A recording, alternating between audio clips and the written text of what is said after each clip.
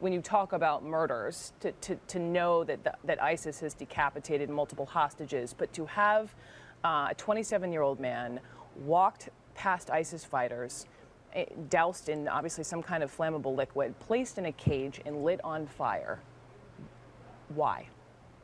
Well, I think in their world, and none of us really understand it, this is, they think, an effective tactic. You know, when I was in captivity, there was a sense that, particularly in the West, we feared death, that we wanted to enjoy the pleasures of this world, and that if they sort of killed enough Americans, we would essentially give up.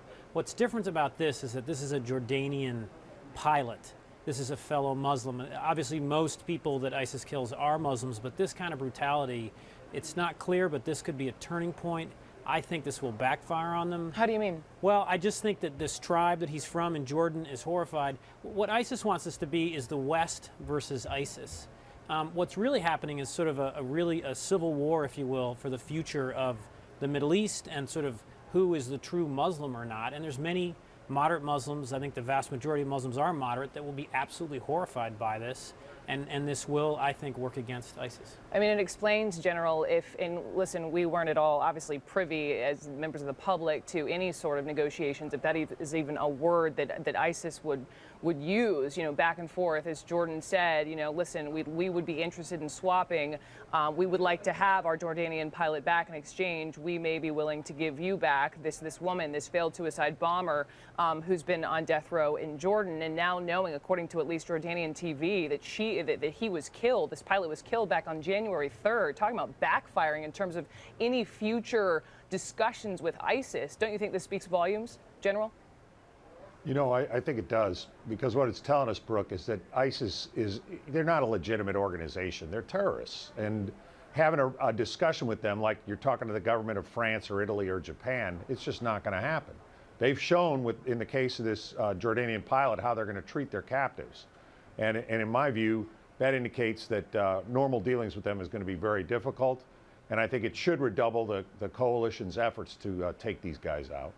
And General, let me just stay with you, because I was listening to something Barbara Starr, our Pentagon correspondent, was telling us, which was just speaking about the Jordanian military. I mean, this is a smaller group of individuals. It is incredibly honorable, and this will hit the Jordanians especially hard, losing this 27-year-old.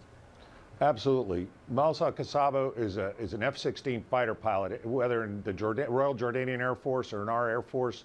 I mean, that's an elite group of men and women who are carefully trained and highly motivated. And I might mention King Abdullah himself is a military guy. He's a graduate of the Royal Military Academy at Sandhurst in Great Britain.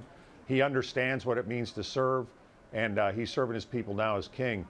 So this is, when they talk that they're going to avenge this pilot's death, they're not kidding. They're going to go in there, they're going to get the best intelligence they can, and they're going to go after ISIS and make it hurt.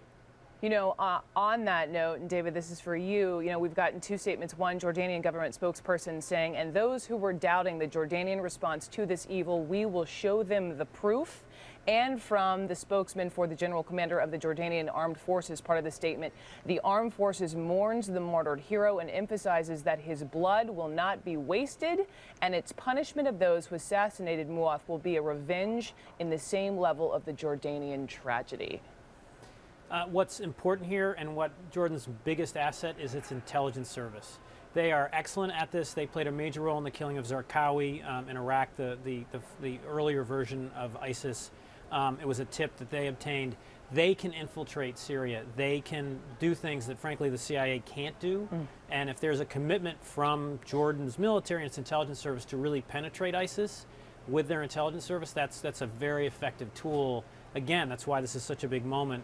More effective than what we can do, to be honest.